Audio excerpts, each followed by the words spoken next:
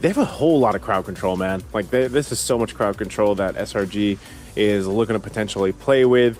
Right now, there's a lot of damage, you know, and soak-up potential that ONIC can utilize here. Valentina most likely will just... You got a couple options, actually. Do you want to take the Wrath of the Dryad, that ultimate from Belric, or do you want to go ahead and take the ultimate to Ruby, the I'm Offended? There's some great setup potential there. Now, these next two picks will put all the pieces to the puzzle for ONIC. They need crowd control. Now you mentioned it. There's that crowd control. Massive source. The Guinevere, which we still don't know where it's going. Again, there's a world where it's actually going in a Keyboy's hands. Okay. And it's not. It's a Jungle Gwyn, Rome Matilda, Gold Lane pack. Okay, so this kind of makes sense now. It's like a well-written Nolan film, well, the very first one, and maybe a little bit of Tenet. So, you know, it's non-linear drafting. Okay, non-linear drafting. I like how it doesn't, you know, come to fruition until the very end, though. You know, then we really know where it's going. But, dude, this Matilda yesterday alone caused so much trouble for the opposing team. Just because, again, mobility, right? Shields. Pretty good poke, I'd say, too, after she got that buff back when that last couple patches ago when she got that buff on her Wisps. You know, she's able to actually go ahead and poke pretty well. You pair it up with this Guinevere, who gives you also great crowd control. And now the answer. Okay, so Esmeralda's open. Might as well. We know there's shields that are going to be popping up over here. You get the Esmeralda. Go ahead and deal with that. This is the eternal battle in the XP lane. Not too much is going to happen there, but everything will happen around these objectives. Now, Leo, real quick before we jump into the game, who are you leaning towards for game one? Again, it's a best of 3. You can only do so much in 3 games, and that's hopefully what we get. Where are you going towards for game 1? I really like how decisive ONIC are. I was so sure that Cram was going to get his hands on the Ruby, but the 10% swing, again, the fact that there were an ungodly amount of shields forced him to throw it into the hands of Innocent. And then they picked the Esmeralda, Red 5, to answer all of the aforementioned shields. So with that said, I'm liking ONIC. Yeah, sure, you get solutions, but at the end of the day, who's the beatdown? Who's dictating what you're allowing your opponent to do? That's ONIC. So I'll say ONIC had a better plan. Yes, SRG did get the pivot, but going into game number 1, I'm with the squad who says, this is what we're going to do. What you going to do about it? Okay. Well, we're going to have to wait a little bit longer to jump into the game. Again, first game of the day. Want to make sure that they have knocked down to that 3rd place match. So let's go ahead and jump into this one. Good priority coming in from SRG. The space that the Kimmy and the Bellerix engagements allow for this duo to kind of play toe-to-toe against a very deadly Matilda and Valentina combo. So that allows SRG to cross over first. Cram coming in to help equalize to get that little Wanderer, and that allows SRG to go up maybe about 100, 200 gold. All right, a little bit of early poking happening here in the mid lane. Of course, this is kind of what we expected. It's funny because the matches yesterday, I felt like were a little more, in terms of the mid lane, you didn't see, when it got to game 3, you didn't see that crazy go-to strategy where it's like mid lane's whole, you know, pre-first turtle is let's see if we can get some battle spells out. Let's see if we can actually cause some havoc here, potentially get a first blood. But when that doesn't happen, you know, it's kind of more of a stalemate into that first turtle, then you're like, okay, eventually this big fight is going to break out. Looks like they're going to go for Cram. It's tanky enough, though. Oh, all right. Given that was just a 3-man gank, ONIC tried, and you can see how early on, even without items, Keyboy's Wisps hurt. But again, Cram, no worries there. Did not need to pop the Purify. Maybe just needed to regen, so that's a free resource. Turtle spawns in the upper quarter. A good start for the bottom lane as well. Sans here in trouble. Forced to flicker back. Stormy wants to finish the job. Finds it. SRG draws first blood. Up top, though, they force a Purify from Cram. And they will trade off for SRG's team captain's down. Here comes SRG. Coming for the clapback. Down goes Kyrie. Uni takes him down. ONIC out of jungler. Circling Eagle. Knocking up one, but Stormy gets away. Able to purify through, and Uni finds Keyboy. Lootpi gonna dash on back. SRG, massive win across 2 lanes. Oh, man, that was really good from SRG, and this should result in them getting this turtle, because I don't think Kyrie's going to be there in time, as he's just going to grab his buff. And Yums setting up, so Uni able to secure the objective.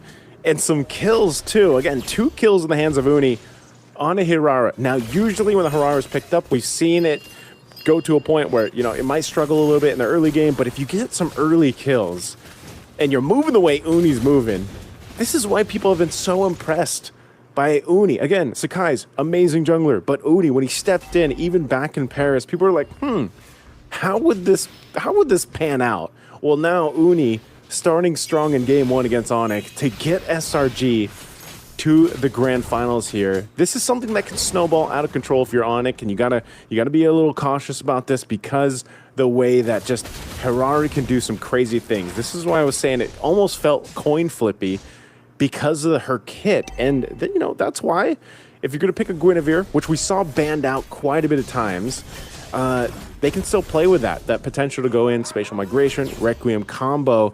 But what they can't let happen here, Leo, is those stacks to build on the Sky Piercer of Uni. Remember when we've seen a fully stacked Sky Piercer Hirara, how dangerous it can be. I don't think dangerous is the word to describe it. Unfair is a little more appropriate. Selangor Giants now crossing over to the lower quarter of the map. They know that they have the initiative here. They have tempo on their side. They're forcing Kelra back. And here's the issue with a Uranus, right? If you're holding the map hostage, you're winning. But if your opponent doesn't care, you're kind of just a big meat shield, a walking ward. Your vision that floats and moves around. So I think that's what Selangor Giants are taking advantage of, the fact that they've isolated Lutfi from the action. It's basically Cram calling the shots, holding down the lane, and then he'll be able to make it back after expanding rivers. Turtle spawns lower quarter. Let's see how ONIC close this gap. It's about a 700, 600 gold lead. Yeah, it's not too much. Turtle's going to be up, but they'll make their way down here. Again, expanding rivers is the map, so quick rotation for the objectives. SRG doesn't want to go ahead and just start this up blindly, though. They do meet Lutfi here in the mid lane. They knew he was going to rotate down, but not really able to do too much. Cram picking up a Enchanted Talisman. So now they'll decide to go ahead and start up this Turtle. Kelro's getting a good push, though, into that turret. Turtle secured. What a yeet coming in from Kyrie. That is the pulse thrown out by Stormy, no one home. That's an interesting start. I think Selangor Giants were overthinking it. They were considering we can take it slow, we have them by the ropes, and then ONIC says, nah, we have you by the ropes. All this while, Kelra doesn't even care. I think he paid for that coaching session with that turret down bottom, and he said, I'm gonna get my reps. I will get my sandbag, and he will get a slow push. I don't think Innocent can stop this. Yeah, again, I think he was treating that like a punching bag, basically, as the turret falls. Kelra just goes ahead, converts a turret for ONIC, plus get that turtle. Helps them. Again, it's not a big lead or anything, but SRG was maintaining a small one, and now that's pretty much been taken care of. Sans holding on to his own Wrath of the Dryad here. This is a very slow-paced game in terms of fighting, because again, both teams' compositions are that way, right? Uni wants to get stacks, he wants to get kills, which he started, but ONIC responds by just kind of slowing things down. If they can steal objectives, kind of take them away from SRG like that turret and like that turtle, then they're happy with that, because again, they're fighting into this game of we've got utility, right? I think that's the biggest thing on their side, is they've got utility to work with, and they have to be a little more they have to play a little more finesse with these team fights, just because of the crowd control overload. Oh! Okay, Yums coming in, flicker out the Dryad stack pending on Sans, but he gets away. Uni says, I will get mine. Couple of iframes already. Kyrie looking for his man, finds it. Dash and Requiem closing the gap. Uni overextended himself. Selangor Giants already down about 1,000 gold. They miscalculated how much range they could play with. ONIC are calling the shots. Kelra books another membership up top. He has a second punching bag to deal with. Yeah, he's going to go ahead and take that one down too. Last turtle is up. Again, Uni getting punished there. Loses a little bit of those stacks, of course, that he built up here with the Sky Piercer. And now Kelra continues to push. Someone's going to have to go deal with him. If he continues to do this, he might rotate down with the expanding rivers just so they can secure this third turtle. It's being held here. It's going to go for a reset. Kelra makes his way. Sounds will clear out the wave. He doesn't have an ultimate stolen yet. Lutpi. Lutpi doesn't even care, man. This is best case scenario. ONIC have forced SRG to respond, but the Giants will take the turtle, and Lutpi continues. No. ONIC did not get to take advantage of Lutpi's spacing. Oh, he does pop the consecration there, holding on to Purify. What is ONIC playing here? What's the long-term benefit of playing footsies like that and not getting anything in return? SRG have effectively closed the gap. They stopped the bleeding. Joseph, there's just barely 2,000 between them. That could have definitely gotten worse, but SRG put a bandage. In comes Kelra. Oh. Punches Innocent in the face. Kaka! Finds Keyboy! And it's enough to stop him. That traction pulse stops the rest of them. Now Uni finds Kyrie coming in with one dash, an iframe. A little bit more left in the tank. Uni wants stacks. Finds Keyboy. Takes a bit of damage from Kelra. Punch to the face. Spell Vamp will keep him top. Just like that. A domino effect. SRG now close the gap once again. Barely 500 between them. Well, I don't know. You asked me what was the play, what was the long game here for ONIC. Well, I think they're losing control of the potential for something to happen here, Leo, because now the tier 2 turret up top most likely going to go down as SRG is controlling the space. They do clear out the wave, but it's under half health now. And with a Lord coming up in about 45 seconds, SRG is showing that right now they just have kind of this, they have more damage to work with. I mean, Keyboy was deleted there, it seemed like, from Uni. You know, he's able to go and happen. And maybe this will tell us why. The items that we're looking at right now, you can see a bit of a difference over there for the XP, the mid, and the jungle, obviously. But one of the biggest things, again, is just the threat of stacks on a Hirara. Even without the crazy amount of damage that we're used to seeing with Marksman, for example, when they get that whole that trinity of items set up, it's just the amount of burst and ability they can work with here. And here's one of the things ONIC has to do is, you know, again, crowd control being SRG's one of their biggest favors. We saw it earlier in one of the team fights where if your Wrath of the Dryad or I'm Offended, and even the Traction Pulse don't land the way that they want them to, then you can re-engage into the fight and make something happen with themselves. Kelra more so just has to kind of wait for that opening, you know, that's one of the main things. He's mostly just been punching turrets. Well, pretty soon he's gonna have to start punching SRG here. This Lord is up, it's being slowly worked on, but they can go ahead and just delay this further. There will be a wave cleared up top by Uni as they go ahead and get ready to take this. They might just look for a fight. Conceal's used. Okay. Lord here, taking quite a bit, down to a quarter. Uni going to punch him. Lutpi holding down, left mid brush. Taking a few hits from Stormy. Lord gets reset. No action just yet. Coming in! Big 3-man! Make it a 4-man! Requiem coming through! But the damage isn't true. Kelra couldn't get the right punches. There's the stolen Wrath of the Dryad. Yums once more. Cram putting about a bit of damage, dancing around him. Shields for you, shields for me. Down goes Stormy. Stance finds him. Now Innocent falls. SRG are down 2 men. Yums running away. He's burning. He lives. And now the iframe saves Uni as well. But another circling eagle. Does this ult not have a cooldown? ONIC are happy with what they got. Cram maybe one more, make it 3. They missed a hat trick. Uni iframes through, but Kelra catches him in the chin. And now Cram might fall, but Cram does find Kelra first. 3 for 1.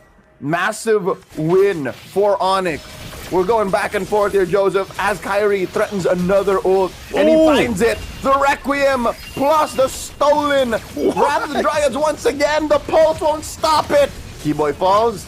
Hume's still alive. Lutpi trying to put Ionic Edge sacks. Kyrie gets a double. Now Stormy gonna be up next. Kyrie! Stormy gets taken down. Innocent. Not enough lifesteal on this Ruby. That's a wipeout. ONIC go for the Lord. They played the long game, Leo. What a team fight. That was dragged out so much that we saw, what, 2, 3 circling eagles and a bunch of setup potential, and they're going to be able to secure themselves a Lord here. But man, talk about patience. You know, being able to maneuver around that, you know, Kelra able to go ahead and secure the kills there when he needed to. But then it was just Lutpi being that frontline bulwark and then playing around Keyboy's guiding wind and circling eagle, allowing Kyrie the opportunity to find the right moments of, okay, I can jump in here with that spatial migration, violent requiem when it's up, and make it happen. I mean, these are such long and extended team fights. And think, the last time we used to see this is every single time there was a revitalize on the play. But now there isn't. It's just these these compositions. They allow these long team fights to happen. And now for SRG, they're going to lose some real estate across the map. The top tier 2 goes down. Kyrie pushes that. They try to deal with this Lord as it's going to slowly make its way to the base turret. Meanwhile, mid turret should go down next. But I'll tell you now, knock it on the base. It's cooldown and spell vamp. That's what's causing all of this. And they're forcing purifies. As soon as ONIC finds that, they go for the kill. Threatening that push on the bottom lane inhibitor. Mid falls. Loot be taken down by Uni. Stacks traded here and there. Gets one up. Some key item pickups for Selangor Red Giants. ONIC are happy with what they did. No more outer turrets for Malaysia's champions.